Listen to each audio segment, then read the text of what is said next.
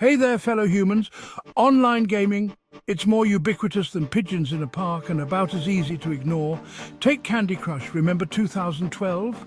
The Olympics, the Mayan apocalypse that wasn't, and everyone and their grandma frantically swiping colourful candies on their phones. This seemingly innocent puzzle game became a global obsession. But behind the sugary facade lurks a carefully crafted system designed to keep us hooked. Today, we're diving into the dark side of Candy Crush, exploring the addictive mechanics and ethical quandaries hidden beneath its candy-coated shell. How does a game about matching candies turn millions into screen-tapping zombies? It's all about the brain game. Candy Crush is a masterclass in operant conditioning. Remember B.F. Skinner and his rats? Lever, food pellet, instant gratification. Swap the lever for your phone and the food pellet for the dopamine rush. That feeling of accomplishment, the celebratory animations designed to make your brain go again. Candy Crush employs variable rewards. You don't always win, and you don't know when you will. This unpredictability keeps you coming back like a gambler at a slot machine. Near misses and in-app purchase suggestions make that free game not so free. Let's talk about the elephant in the App Store, the freemium model. On the surface, it seems like a sweet deal. Download the game for free, play at your own pace, no strings attached.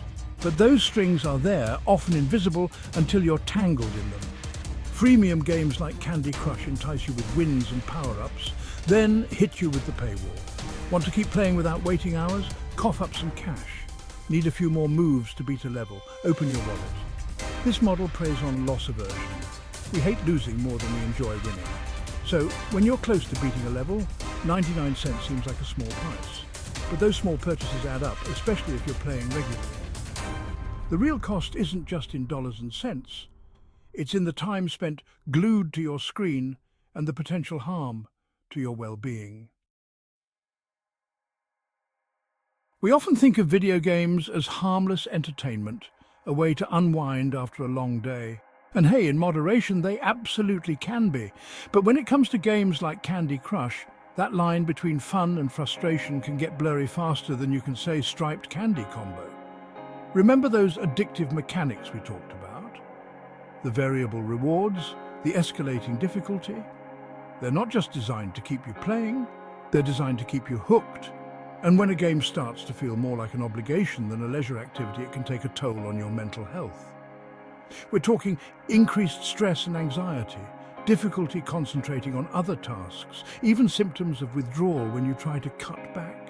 That feeling of accomplishment you get from clearing a level. It's fleeting, quickly replaced by the need to conquer the next challenge.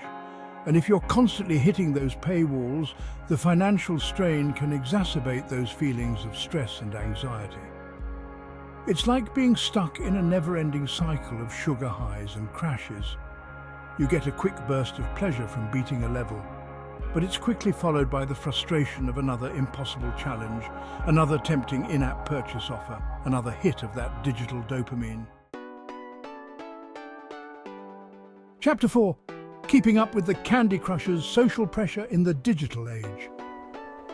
Humans are social creatures. We crave connection, belonging, the validation of our peers.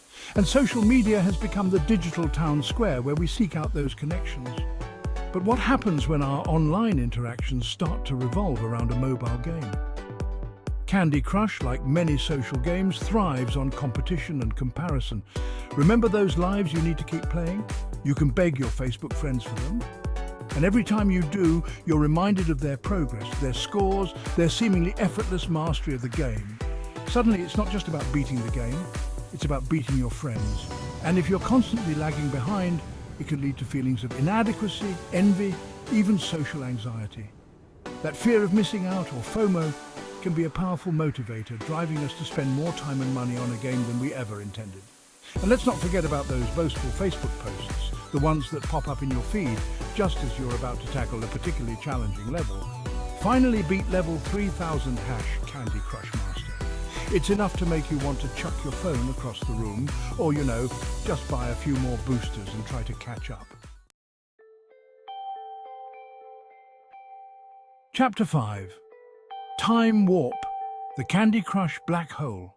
We've all been there.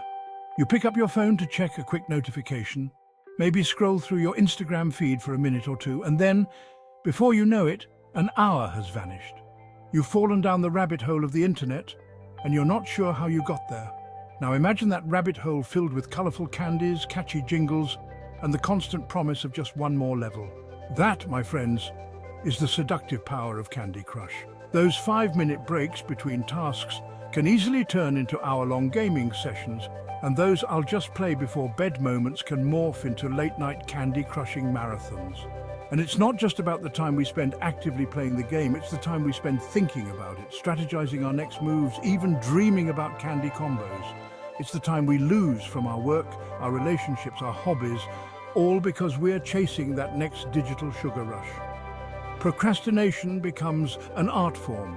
Deadlines loom like menacing jelly monsters, and real-life responsibilities fade into the background like so many unmatched candies. Chapter 6. Data Mining in Candyland. Your privacy for a side of lollipops. In the digital age, data is the new currency. Every click, every swipe, every online interaction leaves a trail of digital breadcrumbs that companies are eager to collect and analyze. And yes, my friends, even your innocent Candy Crush habit is feeding the data-hungry beast. Think about it. You connect the game to your Facebook account for those extra lives, those bragging rights. You might even allow access to your contacts so you can challenge your friends. And all the while, Candy Crush is collecting data on your gameplay habits, your spending patterns, even your location. They know what levels you struggle with, how much you're willing to pay for boosters, what time of day you're most likely to crack open the app. And they use this information to create targeted advertising, to nudge you towards those tempting in-app purchases, to keep you hooked on their game. It's like trading your privacy for a handful of virtual lollipops.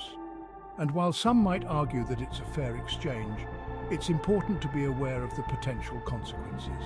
Our data is valuable, and we need to be mindful of who we're sharing it with and how it's being used. Chapter 7. Beyond the sugar rush. When Candy Crush turns bitter. For most players, Candy Crush is a harmless diversion, a way to pass the time and exercise their brain power. But for a small percentage of users, the game can become something more sinister, a source of addiction, financial strain, and mental anguish. Remember those addictive mechanics we discussed? They're not inherently evil, but they can be particularly problematic for individuals who are already prone to addictive behaviors. And while Candy Crush isn't dealing in illicit substances, the psychological and financial consequences of excessive gaming can be just as devastating. We're talking about people spending hundreds, even thousands of dollars on in-app purchases, neglecting their responsibilities, withdrawing from their social lives, all in pursuit of that next digital sugar rush. It's a slippery slope, and for some it can be incredibly difficult to climb back up. And the truly heartbreaking thing is, games like Candy Crush often target those who are most vulnerable, individuals with anxiety, depression, or impulse control issues. They prey on our insecurities, our need for instant gratification, our desire to escape from the stresses of everyday life. Outro unwrapping the truth Candy Crush and the future of gaming. So there you have it. The sweet and sour saga of Candy Crush, a game that's brought joy, frustration, and everything in between to millions of players worldwide. It's a testament to the power of addictive design, the allure of freemium models, and the ever-evolving landscape of digital entertainment.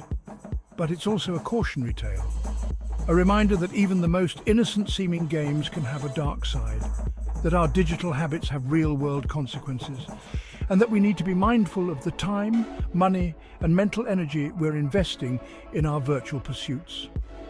So the next time you find yourself reaching for your phone, tempted by the siren song of those colourful candies, take a moment to consider the hidden costs.